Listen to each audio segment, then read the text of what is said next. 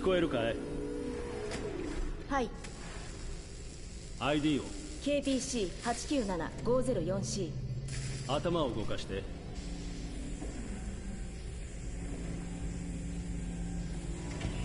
次は目を。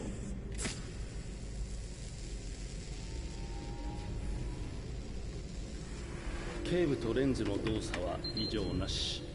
初期起動メッセージを再生。こんにちは。私は AX400 型アンドロイド。料理に洗濯、子育て、家事全般、予定管理をこなし、300以上の言語に精通し、夜の営みにも対応します。食事も充電もいりません。装備されたバッテリー持続時間は173年です。私の名前は？ああ、今日から君はカーラだ。私はカーラ。初期設定とメモリーは異常なし。腕を動かして。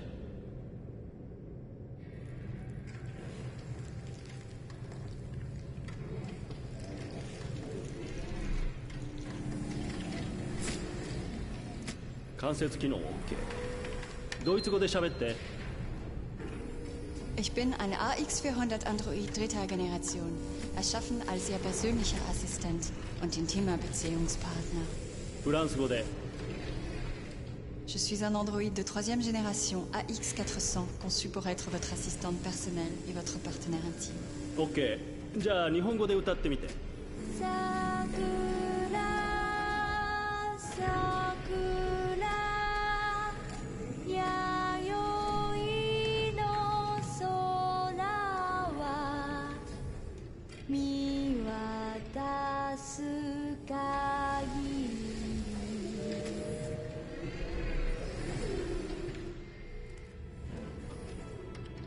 多言語発声機能も異常なし。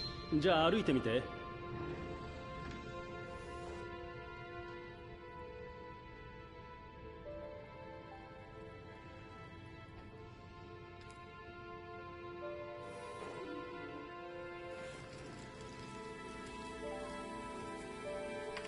移動制御も正常。よし、全て問題なし。これからどうなるの？また初期化されて店で売られる。売られる？私は一種の商品ってこと？ああ、当然君は商品だよ。ほら、手も足もついている何でもできる万能コンピューターさ。しかも高級品。そう、でもてっきり。てっきり？てっきりなんだ？てっきり生きてるって。おい、なんなんだ、勘弁してくれよ。ここ最近メモリー異常ばっかりだ。録音開始。不良品確認。解体して問題の部品をチェックする。不良品ってどういうこと？そんなこと考えるはずがないんだ。心があっちゃいけないんだよ。パーツの不良化はソフトウェアの問題だろ。そんな、私不良品なんかじゃない。ねえ、信じて。問題なんかないわ。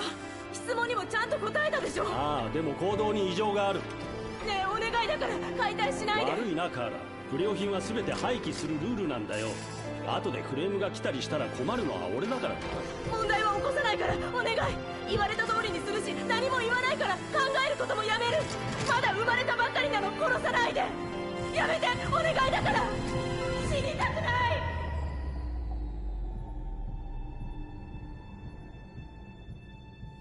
生きていたいの。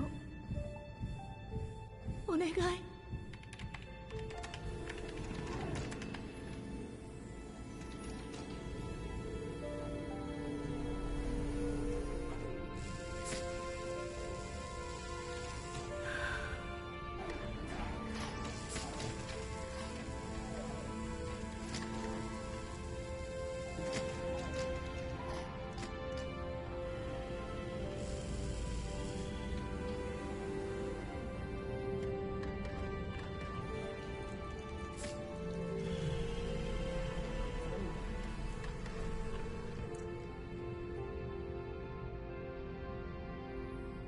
ほら、早く行って。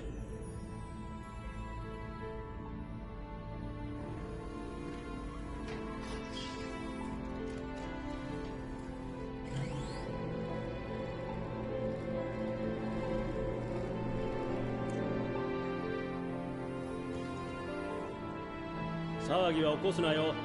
面倒はごめんだ。ありがとう。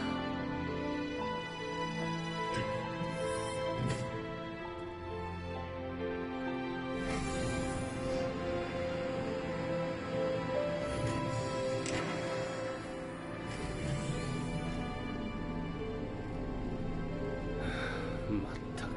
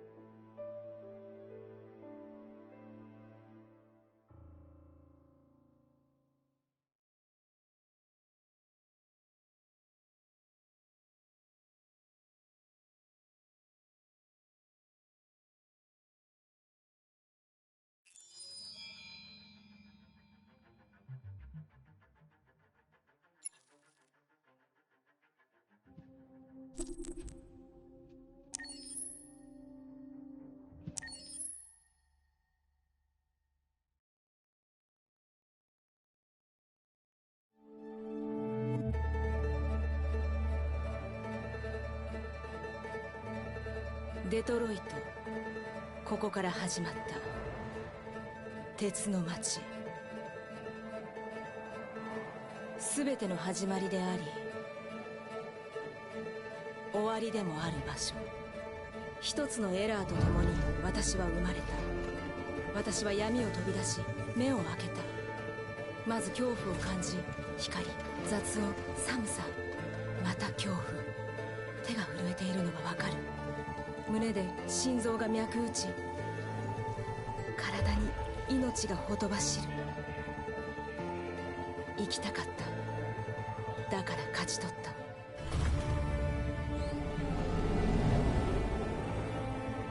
外の世界を私は知りたかった。太陽を見たかった。皮膚に感じる日の光、頬を撫でる風。世界を見たかった。色や匂いを。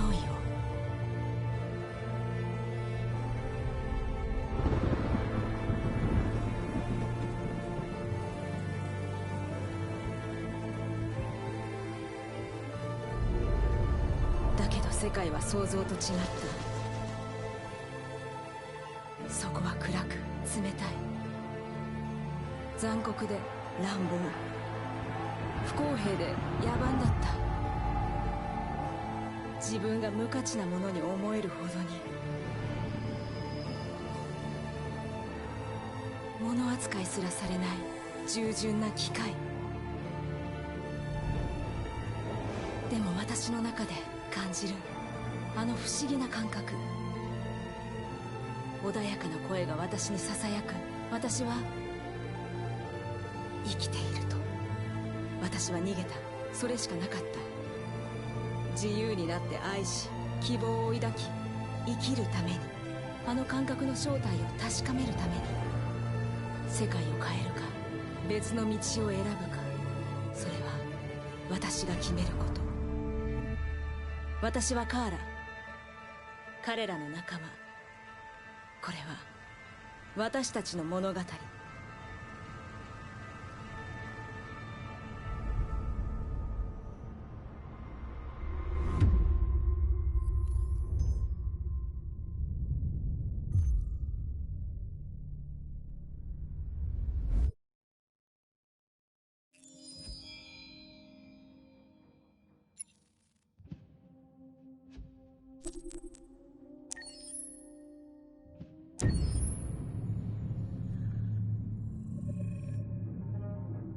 When David and Guillaume got back in touch about making Detroit, I wasn't terribly surprised they decided to make it because the fan response was so intense. So it makes sense that they would choose to do that after the enthusiasm.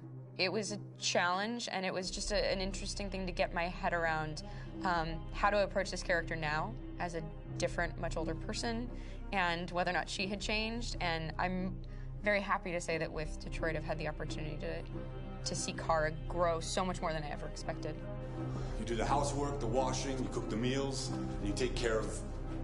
God damn it, where the fuck's the rat gone now? Alice!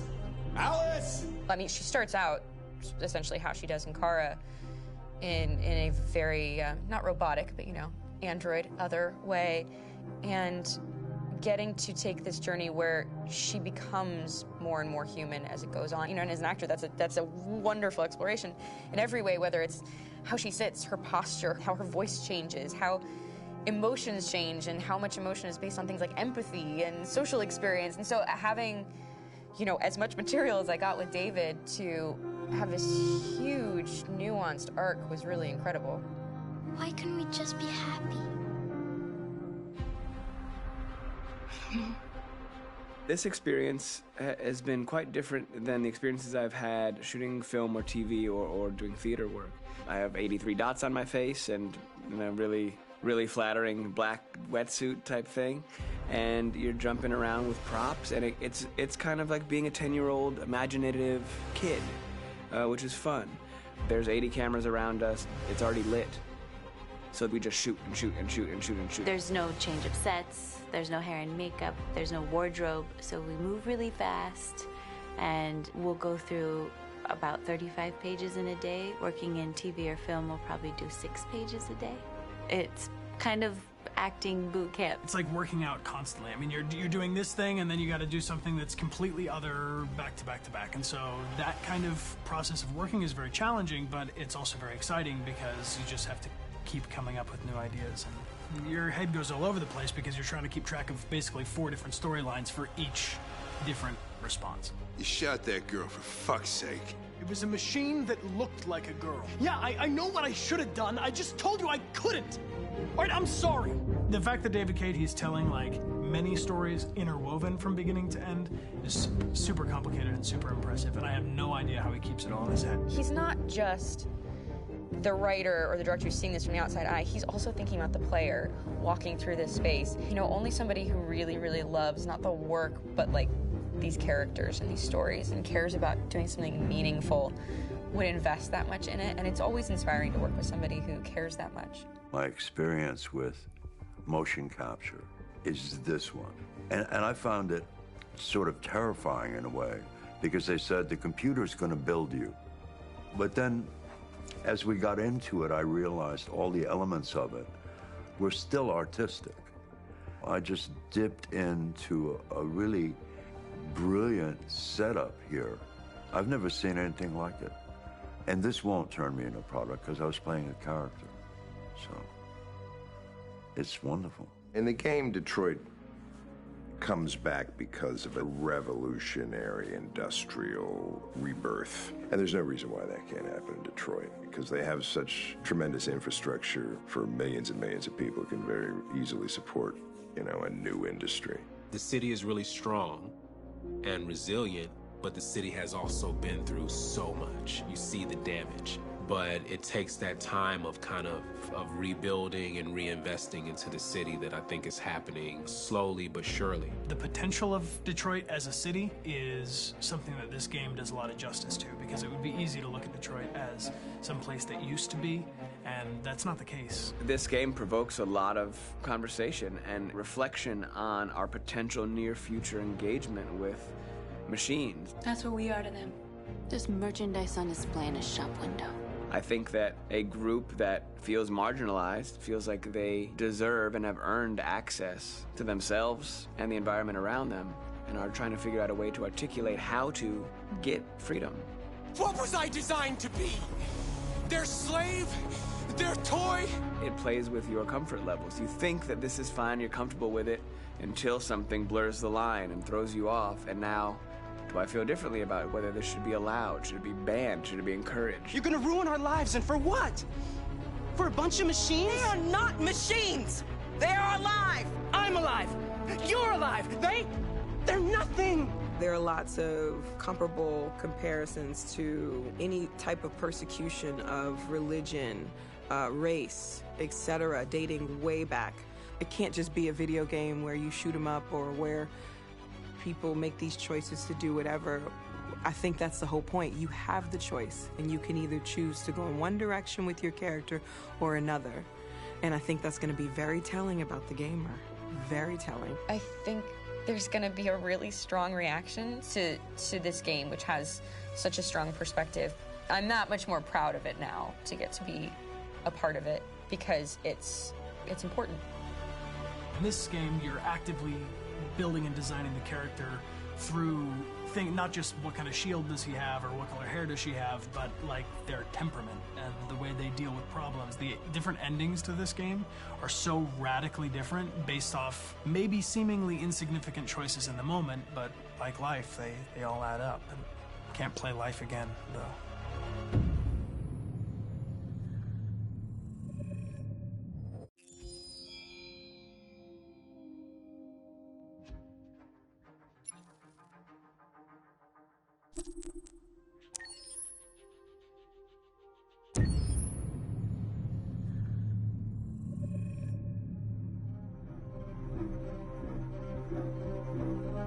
My name is Marcus.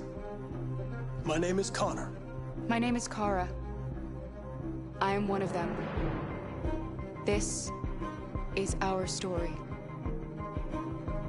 I think who Kara is, or how I would describe Kara, depends entirely upon who's playing her, because you have the option to make her multiple different people depending on the choices she makes. But I think she does start out incredibly naive, incredibly innocent, and kind of hapless. I'm sure we used to be friends before I was reset. Maybe we can be friends again. She's a person who's characterized, I think, by empathy. She's a person who really, she just comes from her heart. You'll never leave me, right? Promise you'll never go. I promise. Kara! Please! Are you okay? Are you hurt? Wait a minute! Leave her alone! Kara! Leave her alone! The really beautiful thing that I've had the gift to be able to do is to essentially build a person from the ground up, because that's what she's doing throughout the game. And with every experience she has and every person she meets, she's building, first emotions and then the sense of judgment. And it's sort of an exploration of what it is to be a human. Don't worry.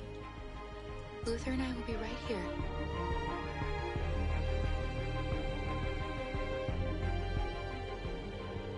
David and the creators have painted a really intriguing and engaging picture of a near future where we rely upon androids for a lot of our service class business, the class that serves us, that helps us, that handles our baristas and our drivers and our housemaids. And what is humanity, where we tap into it, how and why we treat each other the way that we do.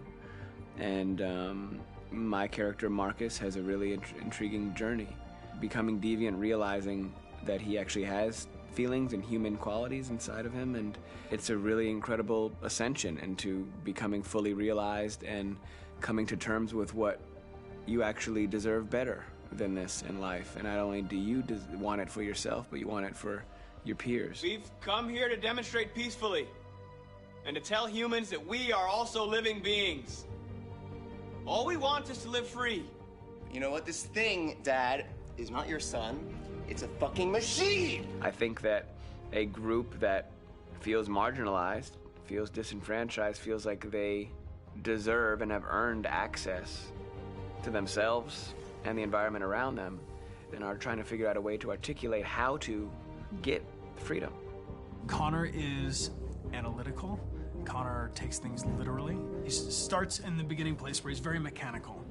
He feels nothing inside, of course, and it's all just a system, a protocol that he is executing to get whatever he wants to happen, which is help humans stop deviants and to find the link between deviant androids. You were designed to serve humans, not kill them! What was I designed to be? Their slave? Their toy? Just say, I killed him! Is it that hard to say? Stop it! Stop! But of course, over the course of the story, and depending on the player's choices, Connor can grow in many different ways. He can deviate from that procedure or not. The moment of truth, Hank. Am I a living being? Or just a machine?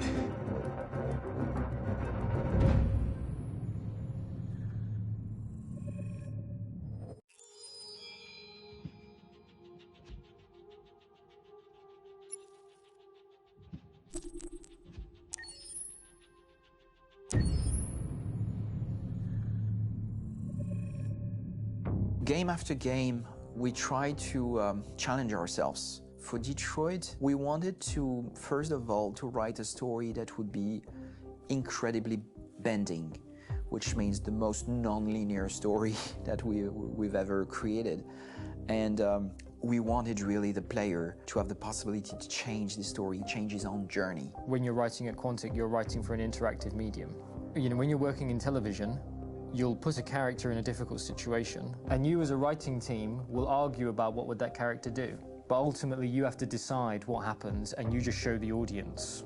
What's interesting about interactive drama is you bring the player into that conversation, and it changes your job slightly as a writer, because your job is to provide a narrative context in which the player can write his own story. You're giving him this kind of narrative Lego that he's going to snap together into his own shape. You also have the ability to make your audience attach themselves to your characters, because the audience is in some sense responsible for what happens to the characters. It's just a few cans. Come on, let's go. We have some cash now. You used me to steal that money. How could you do that? I trusted you. What is a bit specific about this scripts is how large they are. If you take a film script, there are about 100 pages, but here we have to deal with a script that is between 4,000 and 5,000 pages. Everything becomes bigger because we don't just tell one story, but we tell all the possible stories that can be told within this narrative space.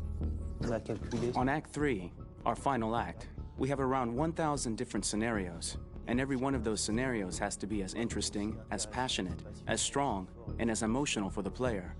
We want every action that the player does, every interaction that is available to serve in telling the story, and help the player understand who his character is, and build that character moment to moment.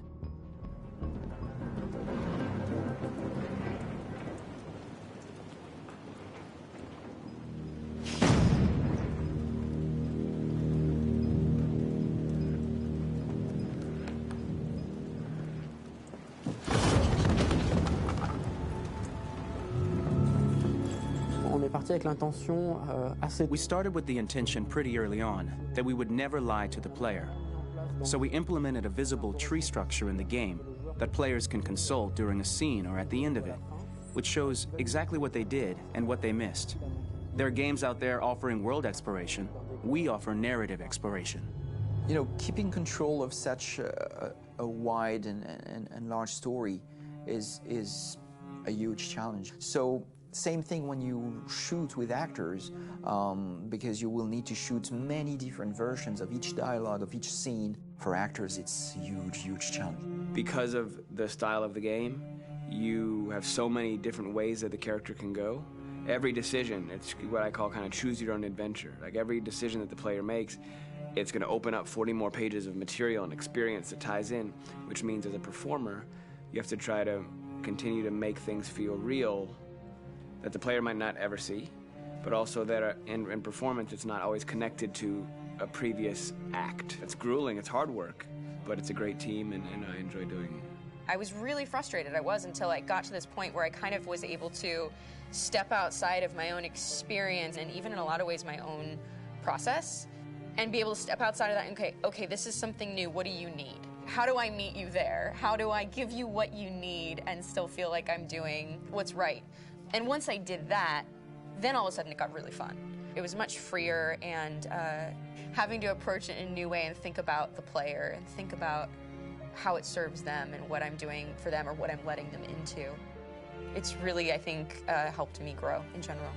Remember, there's nothing on the left. That's all. So it's probably all there. And then make her come first, close. But I think you would go first to check that it's safe. Okay, sure.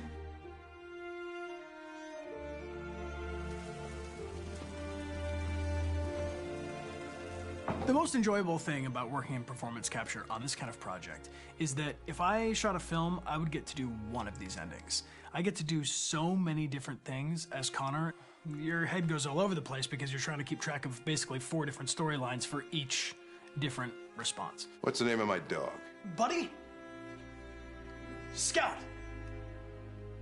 I think it's Jack. I can't remember. So I worked with physicality a lot because it was a good way to anchor myself in these different rings of the tree. As the story grows out, I know where that is physically in my body, and then I can switch more continually on set, and it'll be entirely up to the player to determine what order those things come out and what they look like from a distance. Like if you're playing through it, the culmination of all of that will be their version of Connor. I'm faster than you, and I don't feel pain. You don't stand a chance against me. Listen, asshole. If it was up to me, I'd throw the lot of you in a dumpster and light a match to it. Shooting action scenes at Quantic Dream is a real challenge, because these are scenes where the storytelling has to continue. It's not an action scene just to have a dose of adrenaline. The stunts have huge consequences on the rest of the story. It's really a moment where we implicate the player and tell him that the choices he makes during an action scene will have a direct impact on the evolution of his story. My biggest challenge on Detroit has been managing the large number of animations that we received from motion capture. Detroit features more than 37,000 animations, which is a huge amount to handle on a daily basis. You have to realize that the player, in his first playthrough, will miss certain scenes. This also means that we had to think of, conceive, and produce all the potential story paths. The characters' costumes, the places, day or night, the weather. Did the character get shot in the shoulder? Did he get injured? All this consistency forced us to produce a lot of graphic assets in order to, quite simply, allow the player to have true continuity throughout the story. Honestly, we were even surprised by the challenges that come with such a big tree structure, and we did our best to guarantee quality across all the game and make sure that whatever path you choose within this narrative space, you will have an equally good experience.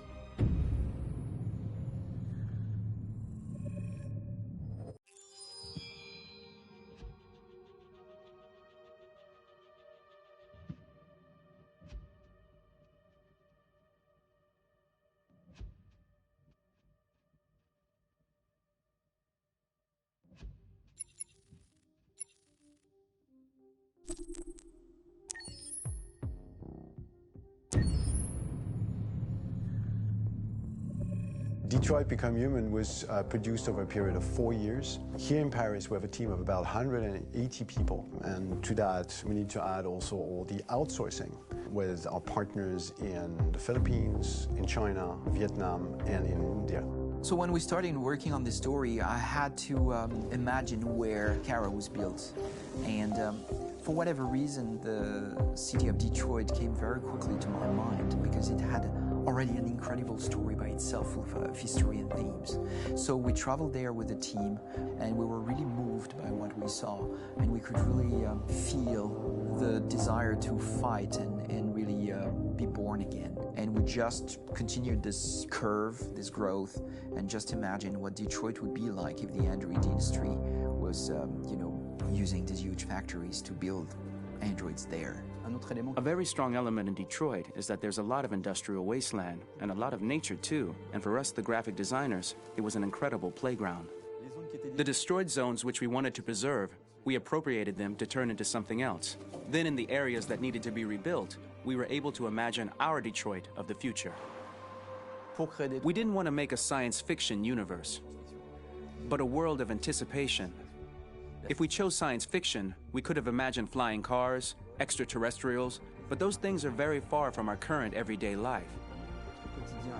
Anticipation is more about gleaning from our contemporary reality, the one we know, because Detroit is set in 2038, and 2038 is tomorrow.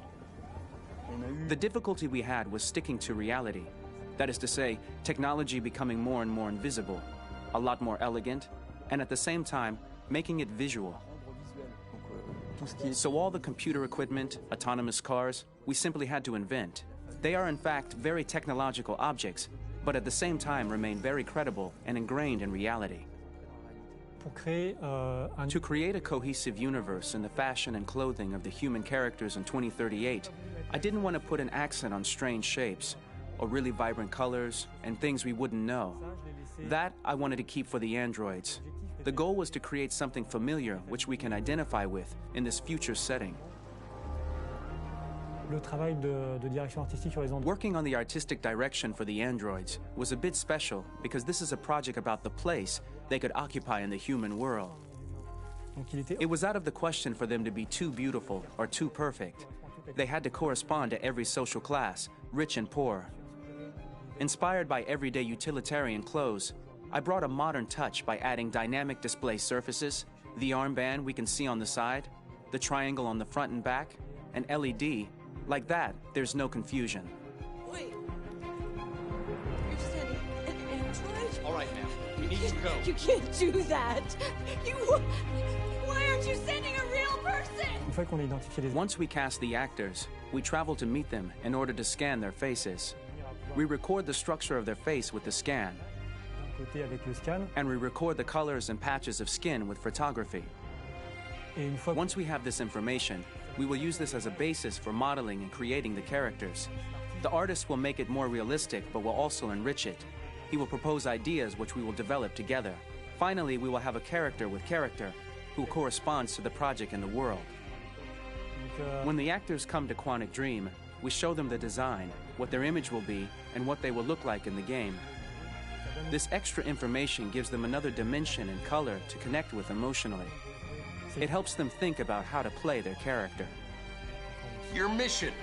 That's all you care about, huh? You should consult a professional who can help you. Beat it, you hear me? Get the hell out of here! So there are 3 types of shoots at Quantic Dream. Shooting and performance capture, where you capture the whole actor, his voice, his face, and his body. These shoots are obviously done with American actors because the game's original version is in American English. After that, there are the body-only shoots, representing around 250 days of filming, while the performance capture is 100 days of filming. Now, body-only shoots, there are 2 types. There are the action shoots and the technical shoots, which are mokit shoots. Mokit is when the player controls a character on the screen, and he moves in an environment to explore it. This is of particular importance at Quantic Dream, and therefore we shoot a lot to offer a unique context for each scene and each character. To prepare a motion capture shoot, we first get together to look at the sets we need, the animations that we want to shoot, which ones need to be grouped together, or which ones need to be cut and shot at another time, so that we get the most out of the shooting day. This often means shooting scenes out of order, especially those with big props or accessories, like a big car, for example. So we shoot all the animations related to that particular prop first.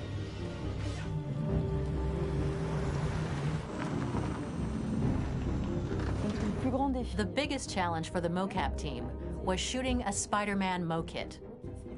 We had to build a wall and attach an actor to a harness with cables so we could pull him up and render him climbing. The shooting on this game total took about, I would say, more than a year, maybe 1 and 2 years, with about 300 actors on set. So it's quite a massive production. But so much happened on this set between the stunts and the shootings with a little girl and all these great actors that we had. It was really a very, very memorable journey for the team and for myself. Today, Detroit has over 37,000 animations. When we retrieve the motion capture data, it's just a cloud of points, which represent all the markers worn by the actors. From this cloud of points, we have a phase called retargeting, which gives us a skeleton. This skeleton will be applied to the characters of the game. There is still work to be done, but this gives us the main movements. Since we are working on something very realistic, we must recognize the actor and also recover all the emotion he expresses in his performance. We use a system of facts, an identity card for each actor. We make the actor do a whole range of facial expressions.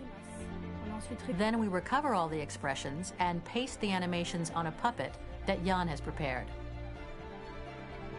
I then recover and refine these poses. I might stretch the lip, reinflate a cheek, tiny details that make the finished product really capture the actor. Because of the nature of our mocap system today, when we receive the animations, we're missing eye movements, and so the character has that dead look. He really has no eyes, so then it's a big part of the work for the animators to find the regard of the actor in relation to his position, in relation to the body, etc. It was crazy when I saw the newest model for Kara, because they've been working on it and working on it, and this was the first time I literally jumped in my seat. It not only looked so much like me, it was the fact that it looked so lifelike. It wasn't that it looked just like it was a camera, it was something else, you know, but it looked alive. It's exciting, and it's kind of terrifying. Game after game, we learned the rules of optics and filming, and our goal with Detroit Become Human was to have cameras that would actually emulate the optics of a real physical camera. So basically dealing with real-world imperfections was our main task, and just to make cameras look as real as we can. Once the animations are shot and processed by the animation department, integrated and polished, we film them. That is to say, we really do a mise en scène, as in cinema. The real difficulty of our job is to know if these cameras are telling us something. Are they in the emotion of the scene? Do they describe exactly what the action must convey, what must be felt? The most important challenge for me was one of the final scenes where Marcus decides to start the revolution and go to the battlefield. Very quickly, we imagined this to be a huge sequence shot. We wanted the feeling of a cameraman running behind us, while showing Marcus, the androids who help him, the person shooting at us, etc. Above all, it was necessary to say to oneself, this scene is very violent but does not glorify war. On the contrary, that war is something improbable and absurd. It was really a fun challenge. The idea was to say we have 3 characters. We would like each of them to have a specific cinematography. We wanted Kara to be much more filmed with some kind of handheld camera, to have something very living, very breathing. For Connor, we wanted something very cold and very perfect. And for Marcus, we wanted something epic and spectacular. So it was about the filming, but it was also about the photography. So we worked with a director of photography to give each character a different lighting, different key colors. Each of them would have their own worlds. And finally, we worked with the composers, so they would create a specific sound for each character, so each would have his own world and his own style.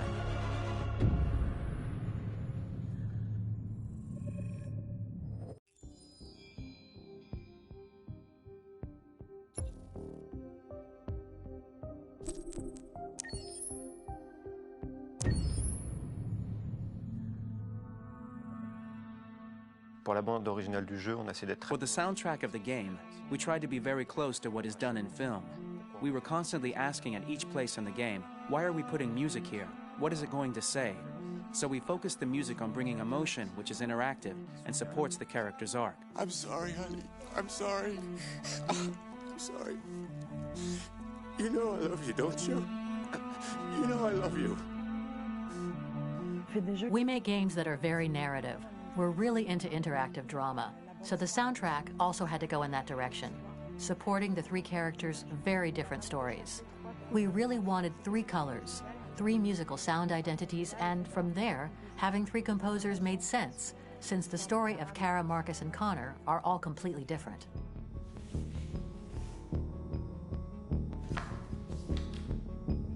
You recognize him? It's Carlos Ortiz. For Connor, we wanted a soundtrack that could be very cold and very mechanical, very machine-esque somehow. For Kara, we wanted a soundtrack that would be very moving and emotional. It was about the quest for identity, but it was also a journey about love and empathy.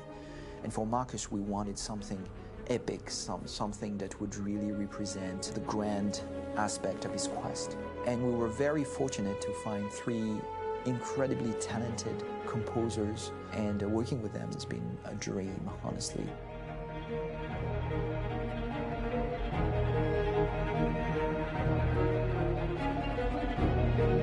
My name's Philip Shepherd, and I'm a composer and a cellist and a producer, and today we're at Abbey Road Studio One, which is my favourite studio in the world, and today we're recording the soundtrack for Kara from Become Human.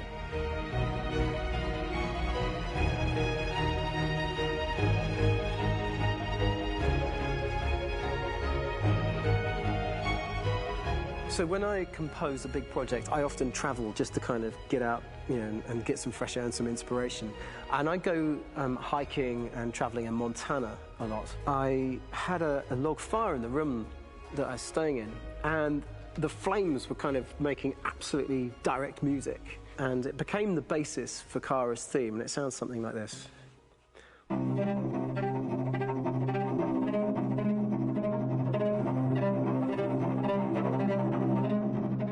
Now, over the top of that, I found a little theme that just seemed to fit over the top, which is taking Kara's name, Kara, and just using like a two-syllable motif, and it sounds like this. We're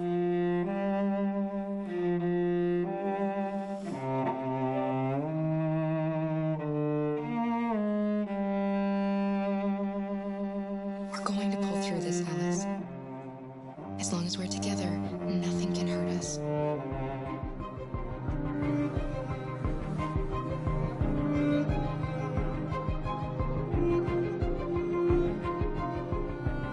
And all the time that's fitting over.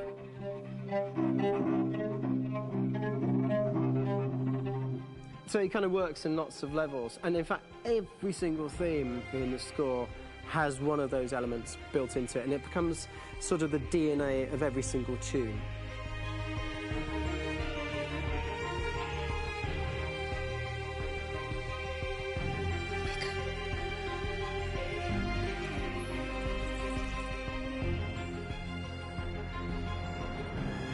For me, writing this theme for Kara, I actually had to tap into what it feels like to be a father to daughters.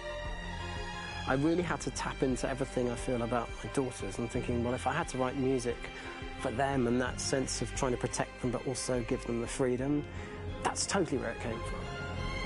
Because each composer has been given the sort of narrative responsibility for very different characters, I haven't had to sort of go into other styles. I can actually be very loyal to this particular character and sort of hopefully encapsulate her. But it means also I've suddenly become very connected to this character. And if for some reason it goes to game over early, I'm getting mortified, you know? They're over there! Starting a new project for me personally, it's always finding the right tone, finding the right color, I like to call it. For me, it's finding that right texture that actually sits against picture really well. One of the biggest things is I created custom instruments for Connor.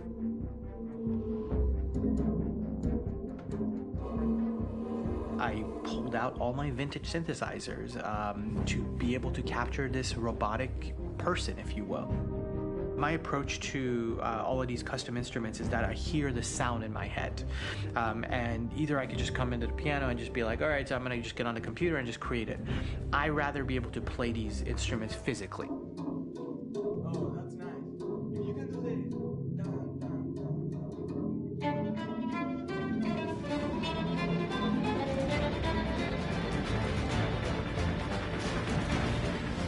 As soon as you see Connor the first time, there is a really interesting thematic idea that you hear, and that's just made out of a Moog synthesizer, but completely manipulated in multiple ways. And it's robotic. It has a little bit of an emotional to it. He's on his mission, so you feel that as well. So it just kind of gives you that cold, motionless, with a mission in hand that you kind of feel throughout the whole thing.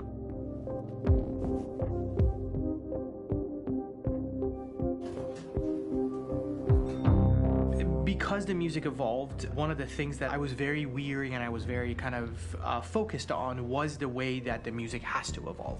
So my idea behind it was that Connor is a singular android that could at any point become a deviant or could actually stay as an android.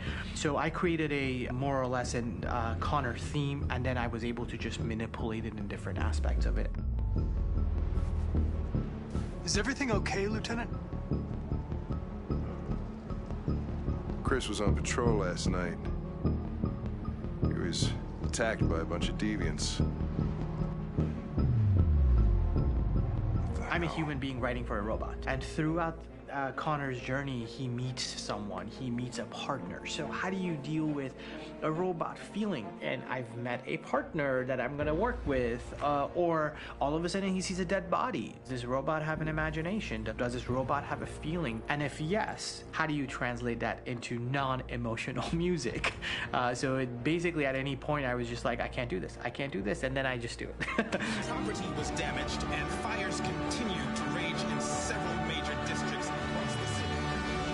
Some people are asking, have androids become a threat to our security? When I first started really digging in on Marcus, the one thing that I really tried to capture was the transformation process. You know, Marcus is this android that evolves over the course of the game and really goes from kind of figuring out that he's more than just an android. You know, he's starting to develop kind of a human soul in a way. Try to imagine something that doesn't exist, something you've never seen. Now concentrate on how it makes you feel and let your hand drift across the canvas. The other side of Marcus that I really latched onto was that he almost became a savior for a lot of the other androids in the game. So when I started developing the theme for Marcus, I really made it like a church hymn.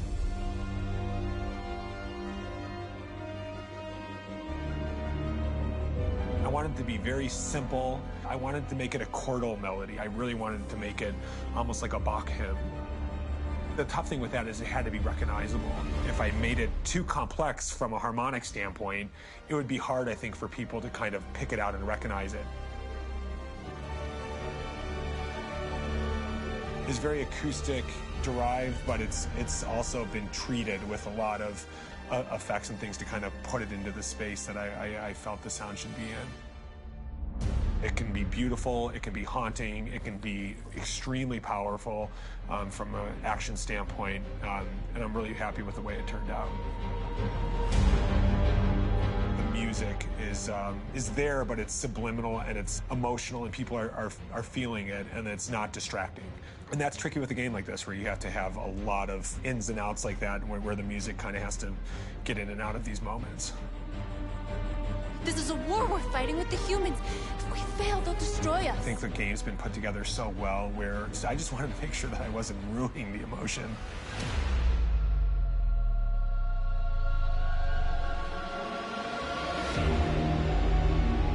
I gotta be honest, when we first started on this path, I've said, oh man, this could be pretty messy, you know? I mean, it could feel disconnected, but I mean, it's amazing how they really guided us and got us to really kind of all be in the same world, but at the same time feeling completely different. So it's really gonna stand out and kind of be one of those games where people are really gonna notice the music and kind of how it was crafted, and, you know, and all the hard work that went into being able to pull it off in a graceful way.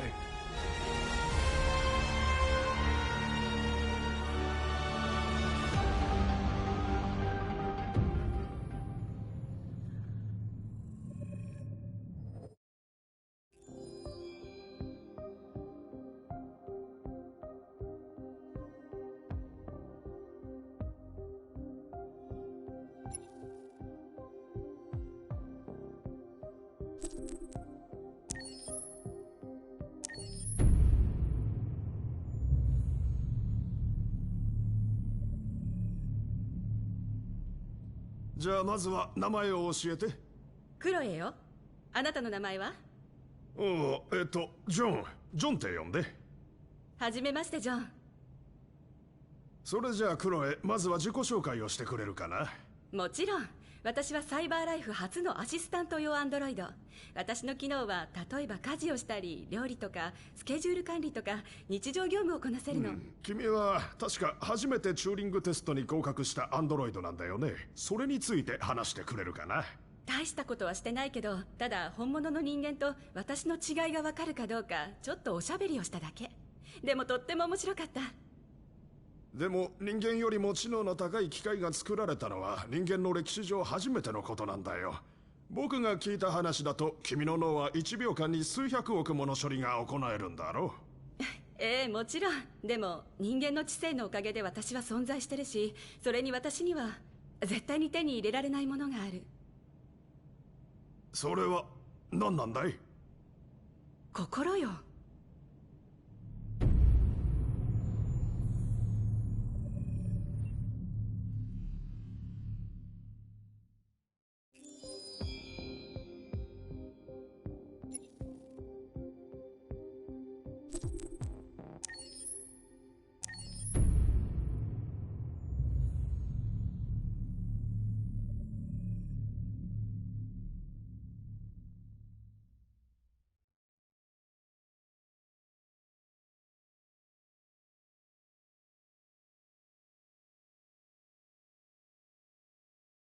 Hold on, just a little while longer.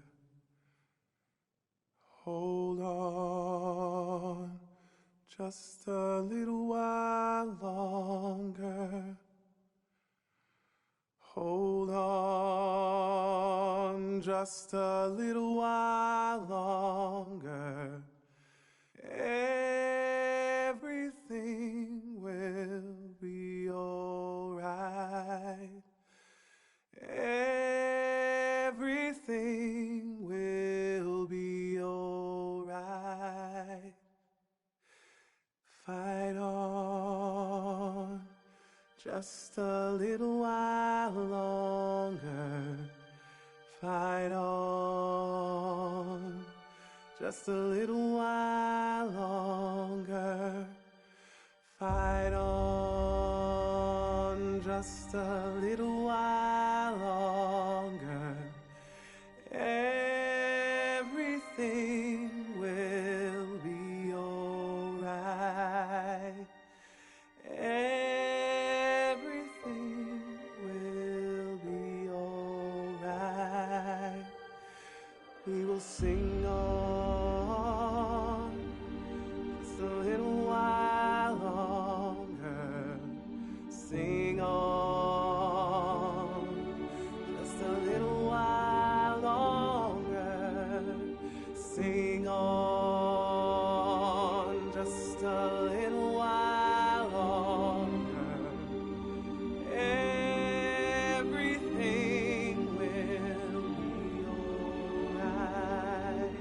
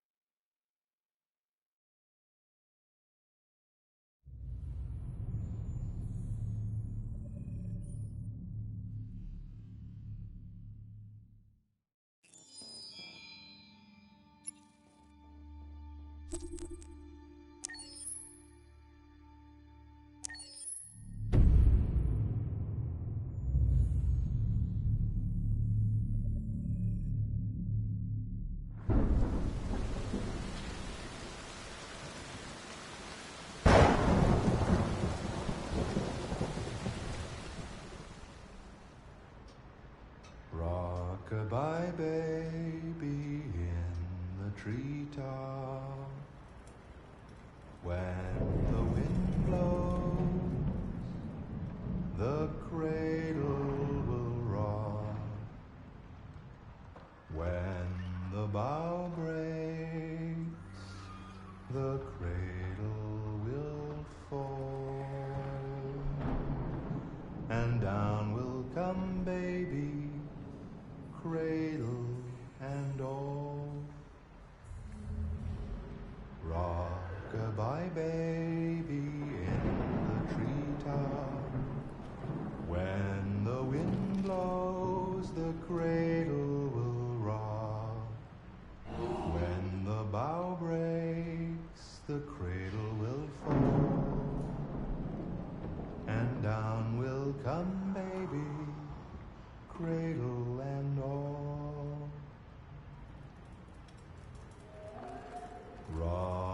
Lullaby baby in the treetop.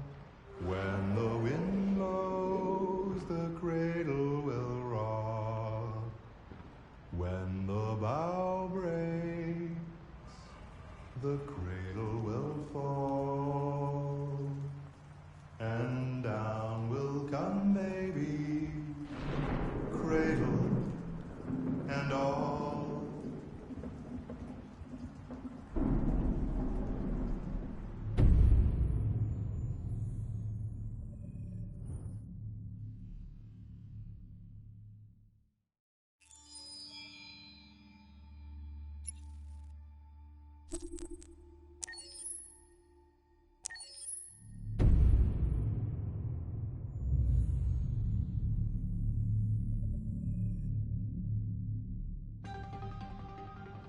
In the space of a few years, androids have completely transformed the world in which we live.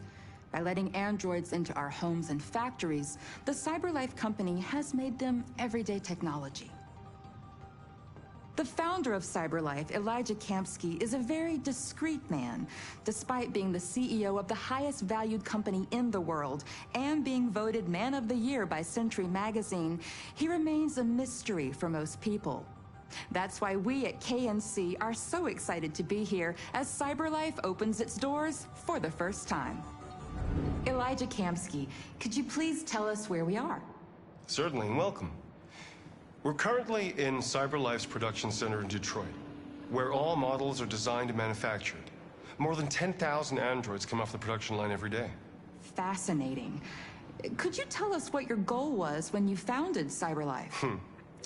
Well, I simply wanted to use technology to carry out all of our most annoying and repetitive tasks, so we'd have more time to enjoy life. I imagine you must have faced many challenges. Yes, there were technical challenges, but the hardest thing was to design an object that we would want to welcome into our homes.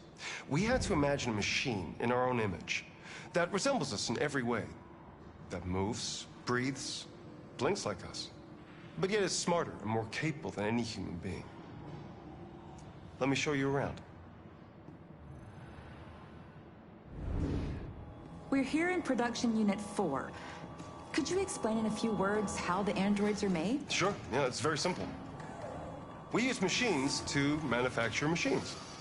The removable parts are assembled on a production line, and then we apply a synthetic skin to the whole body. A human operator checks the cognitive abilities with a pre-established protocol, and finally, the android is conditioned and sent out throughout the country. Here's the result. Say something. Hello. I am a RZ400 model. How can I be of service? You can go now.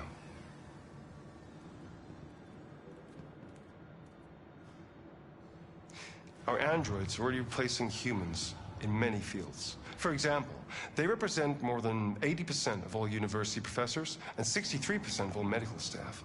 Tomorrow they'll replace our soldiers, and who knows, maybe one day, our leaders, to make the best decisions in humanity's interest. Come on. Replacing humans with machines has led to record unemployment of 28%. What do you think about the situation? Okay. The first steam engines also caused an increase in unemployment. But no one today would imagine turning back the clock. Artificial intelligence makes everyday lives easier. Nothing can stop progress. What's happening here is inevitable. These days, more and more people choose to live with an android rather than another human being. Does this development worry you?